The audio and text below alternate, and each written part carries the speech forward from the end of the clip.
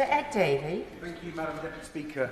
What we heard from the Chancellor was a budget that reeks of desperation and deceit, from a government that knows it's lost the trust of the British people. A bottom-of-the-barrel budget, nothing to make families truly better off after the catastrophic fall in living standards we've seen under the Conservatives, and no plan for long-term economic growth, no real extra support for the NHS and our public services, and no end in sight to the years of unfair tax hikes. Just a last-ditch attempt from the Conservative Party to cling on to power. But now, Madam Deputy Speaker, people have had enough of this government's empty promises. What they want is a general election to get this out-of-touch government out of Downing Street. They are sick and tired of a government that promised in last year's budget to grow the economy, only to plunge it into recession. With a government that promised to bring down NHS waiting lists, only to let them continue up and up, and that promised to cut tax, but instead has hit families with years of unfair stealth tax rises. Never before have I seen a government deliver weaker public services, higher taxes and zero growth all at the same time, and all in the middle of a cost of living crisis.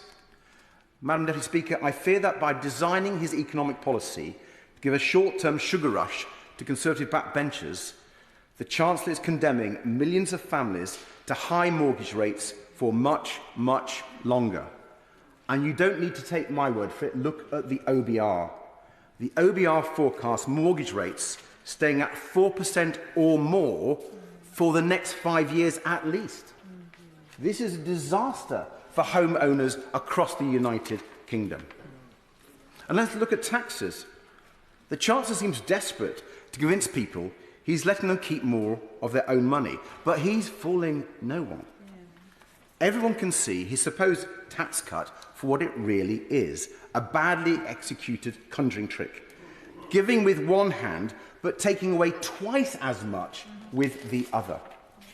Since last April, a typical household has already paid another £1,500 extra because of the Chancellor's stealth tax on income tax thresholds.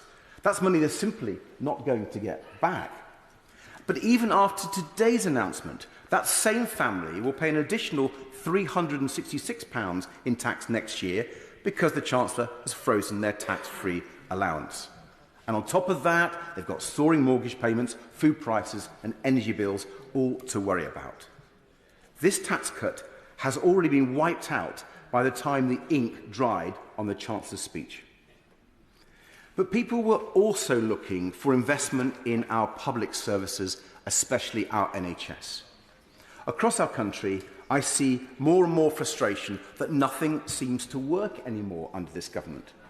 People can't get a hospital appointment in time, they can't get to see their GP in time, and they can't get an ambulance on time. Like in Hampshire, where the local NHS is so stretched, there's a proposal to close the A&E at the Royal Hampshire County Hospital. In Manchester, where Stepping Hill Hospital has had an entire outpatient ward closed for months because it's unsafe for patients and staff. Or in South London, where St Helier Hospital has been left to crumble with no sign of the investment promised by this government. A&E and maternity services are at risk of closure. Not for a second. When the Chancellor makes cruel cuts to vital services, it doesn't just affect numbers on a spreadsheet. It affects people's lives. He either doesn't get that, or he just doesn't care. I give way. I'm hearing what the right gentleman was saying about investment, but he was actually part of a coalition from 2010 to 2015, which savagely cut services in the North East, including local government expenditure and health expenditure and others, which is now having to be picked up because the austerity has continued. Does he take any responsibility for his role in where we're at with some of these crumbling infrastructure? But I say to the honourable gentleman quite gently, if he looks at the spending plans that were proposed by the Labour Party going to the 2010 election, they were actually worse than what actually happened. And moreover, we fought the Conservatives in the government to maintain spending on education, which we did, and then they cut it after 2015. Madam Deputy Speaker, if we look now at the economy, perhaps the most out-of-touch claim by the Chancellor is that the economy is turning a corner. The only corner the economy is turning under this government is from stagnation to recession. They left our economy smaller than it was in 2022 when the Prime Minister took office.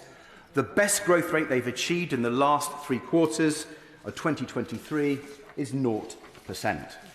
GDP per capita, people's share in our country's wealth, has been falling for nearly 2 years in a row. That's the longest stretch on record, and it's left the average household £1,500 poorer. And there's worse to come, Madam Deputy Speaker. Nearly 5 million mortgage holders will soon see their repayments skyrocket by an average of £240 a month due to the high interest rates. This is the government's real track record, a recession made in Downing Street with no hint of a chance to turn things around. The Chancellor could have stood up today and given people a fair deal. He could have cancelled the unfair tax hike he's planned for April and raised the tax-free personal allowance. He could have properly funded the NHS to bring down waiting lists and let more people return to work, helping to grow our economy. He could have championed unpaid carers and raised the carers allowance. He could have supported people with the cost of living by reversing his tax cuts for the big banks to help those struggling with their mortgage payments. And he could have presented a serious plan for economic growth by launching an industrial strategy, reforming business rates and standing up for our small businesses. Instead, he went for one last roll of the dice in a desperate attempt to cling on to power. But, Madam Deputy Speaker, I think people have already made up their minds. So the government must do the right thing, call a general election right now before they do even more damage to our wonderful country.